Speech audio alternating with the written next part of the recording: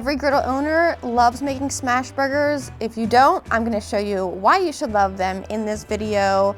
These are so good, topped off with Betty's burger sauce, one of my favorites, a little zhuzhed up burger sauce. Let me show you how to make these for your next cookout at home.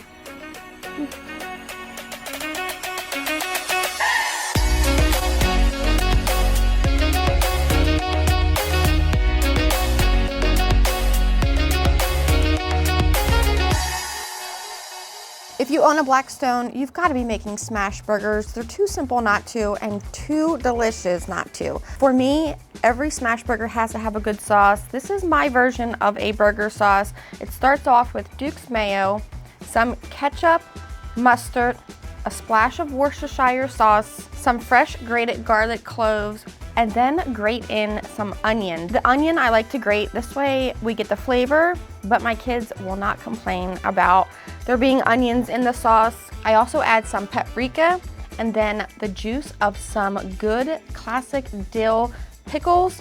And I take the pickles and chop them up, putting them right into my sauce. A little salt, pepper, give it a mix, and it's perfection.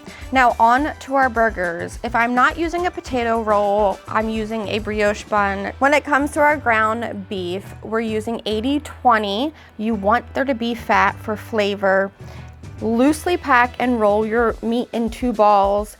We'll drop our balls down from left to right, topping them off immediately with a big pile of our onions. Give them a seasoning with some salt and black pepper.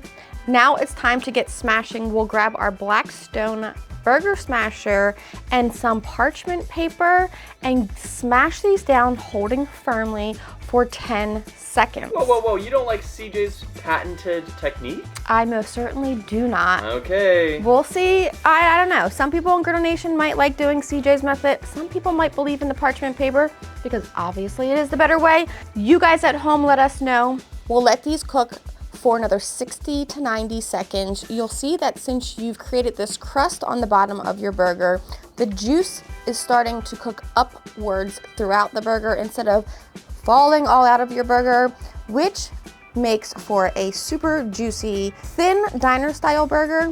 Once you see that meat turning color, you can give these a flip. Let them cook for another 30 seconds, topping them off with some good old American cheese and grabbing our buns, letting those buns hang out on the top so that they get a little warm from that steam. It's time to pull these off, plate them up, topping them off with extra burger sauce, just the way I like it. This sauce is so good.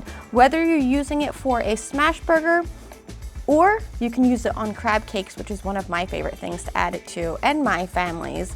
You've got to try it. Let me know if you do. I hope you guys smash a lot of burgers this summer. I'd love to see, post a picture, you know the deal. Until next time, I'm Blackstone Betty, and I cannot wait for you guys to enjoy these, and especially that at home. I know one thing that would have made them better. What? Not using parchment paper. Parchment paper is the way to go. Whatever. You guys tell them I'm better than CJ.